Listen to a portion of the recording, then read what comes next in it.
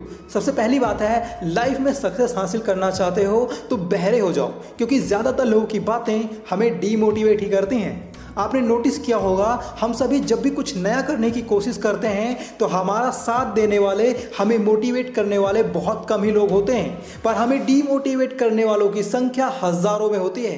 Example के लिए, जब मैंने आफ्टर ग्रेजुएशन अपना यूट्यूब चैनल स्टार्ट किया था, तब जिससे भी मैं ये बोलता था कि मुझे यूट्यूब करना है, तब सभी एक ही बात बोलते थे, यूट्यूब का चक्कर छोड़ दो, कोई जॉब कर लो। कोई भी ये नहीं कहता था कि तुझे यूट्यूब करना चाहिए या तू ये कर सकता है। सभी लोग सिर्फ जली कटी बातें ही सुनाते थे, मुझे डीमोटिवेट करते थे। लेकिन मैंने भी उनकी बातें सुनना बंद कर दी थी, क्योंकि मुझे खुद पर भरोसा था कि मैं ये कर सकता हूँ। इसलिए जब भी आप कुछ नया करें तो खुद पर भरोसा करें, और आप डीमोटिवेट करने वालों की बातों को तो अनसुना ही कर दें तो ज़्यादा अच्छा होगा। दूसरी बात है, लोगों को उतनी ही इज्जत दो जितने में अपनी इज्जत कम ना हो, क्योंकि ज़्यादा इज्जत देने से कुछ लोग सर पर चढ़ जाते हैं। पहले तो हम सामने वाले को ज़रूरत से ज़्यादा सर पर चढ़ा लेते हैं, और फिर जब वही इंसान हमारे सर पर चढ़कर नाचने लगता है तो फिर हमें परेशानी होने लगती है कि यार वो तो मेरी बात ही नहीं सुनता, मुझे हर वक्त जलील करता है, बिना बात के ही मेरी बेइज्जती करता है, और मेरे मना करने पर मुझे मेरी औकात बताता है। पहले तो आपने उसे ज़रूरत से ज़्यादा रिस्पेक्ट दी, अब वही आपकी रिस्पेक्ट छीन रहा है। मैं कहता हूं, ऐसे हालात आने ही मत दो, किसी को भी जोर से ज्यादा सर पर चढ़ने ही मत दो। इसलिए लोगों को उतनी ही इज्जत दो जितने में अपनी इज्जत कम ना हो। तीसरी बात है, एक लालची आदमी को गिफ्ट देकर संतुष्ट करें, एक कठोर आदमी को हाथ जोड़कर संतुष्ट करें, और एक मूर्ख व्यक्ति को रिस्पेक्ट देकर संतुष्ट करें, और एक विद्वान व्यक्ति को सच बोलकर संतुष्ट करें। ये चार चीज़ें अगर आप समझ लेते हो तो आप किसी से कुछ भी करवा सकते हो। कहने का मतलब है, आपको सामने वाले के बारे में पता होना चाहिए कि वो कैसा इंसान है। क्या वो लालची है जिसे लालच से अपना काम करवाया जा सकता है, या वो कठोर इंसान है जिसे सिर्फ हाथ जोड़कर ही मनाया सकता है। और अगर वो मूर्ख इंसान है तो उसे थोड़ी सी ज्यादा इज्जत दे दो, वो आपका कहना कभी नहीं टालेगा। कहने का मतलब है, पहले इंसान की फितरत को समझो, उसके बाद ही उसके साथ किसी भी तरह की डील करो, तभी आप उस डील में सफल हो पाओगे।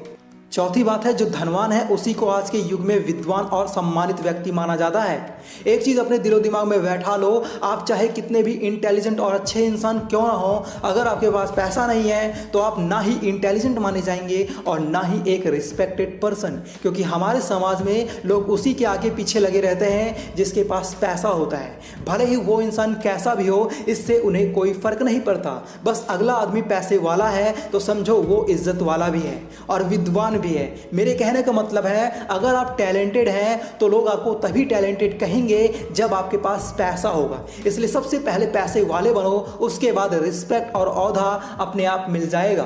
पांचवी बात है, जिंदगी को इतनी सस्ती भी मत बनाओ कि दो कौड़ी के लोग आएं और खेलकर चले जाएं। आपने देखा होगा, कुछ लोगों की रिस्पेक्ट बिल्कुल जीरो होती है। कोई भी आता है, उन्हें उल्टा सीधा बोलकर और उनका मजाक बनाकर चला जाता है, या यूं कह लो, वो लोगों के लिए सिर्फ एक जोकर होते हैं और कुछ नहीं।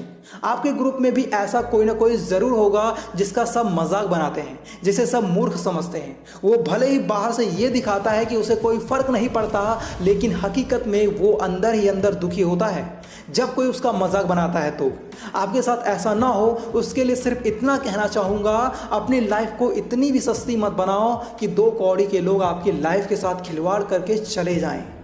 छठी बात है, हाल पूछने से हाल ठीक नहीं हो जाता, पर एक तसल्ली सी हो जाती है कि इस दुनिया की भीड़ में भी कोई अपना है। यानी कि हमें हर किसी से बोलचाल रखना चाहिए और उनसे उनका हाल चाल जरूर पूछना चाहिए।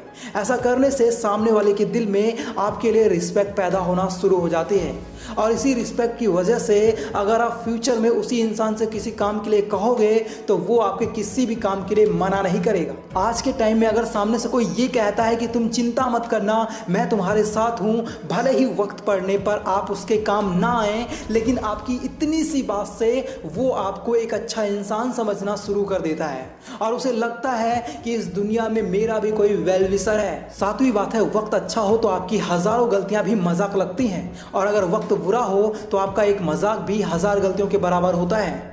अगर आपकी हैसियत सामने वाले से कहीं ज्यादा है तो आपकी गलतियां भी सामने वाले को मजाक ही लगेंगी, फिर चाहे आप उनकी इंसल्ट ही क्यों ना कर रहे हो।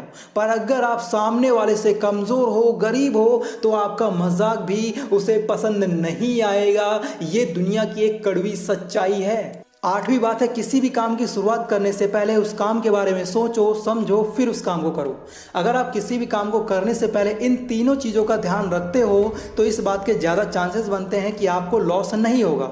मान लो आप एक यूट्यूबर बनना चाहते हो तो सबसे पहले आपको ये सोचना चाहिए कि क्या मैं उतना पेशेंस रख सकता हूँ जितना वक्त चैनल ग्रो होने के लिए चाहिए। उसके बाद आपको ये देखना है मैं यूट्यूब पर कैसा कंटेंट डालूं जो लोगों को पसंद आए ताकि मेरे चैनल की ग्रोथ तेजी से हो सके।